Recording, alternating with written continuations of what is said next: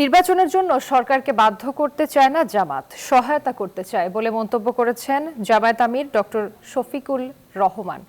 সকালে রাজধানীর মগবাজারে শুরা অধিবেশনে তিনি এমনটি জানান। বলেন, গত কয়েকদিনের ঘটনায় জামায়াতে ইসলামী বিচলিত না হলেও সতর্ক দৃষ্টি রাখছে। এমন পরিস্থিতিতে জামায়াতে ইসলামী চুপ করে বসে থাকতে পারে না বলেও জানান তিনি।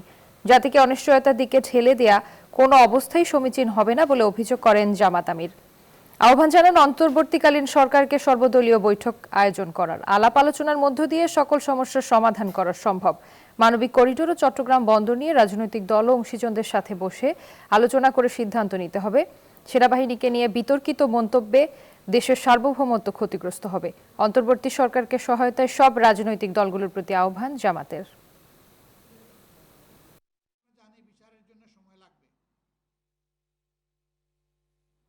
আমরা এখনও সরকারকে অনুরোধ করব যে দুইটি রোডম্যাপ যথাসম্ভব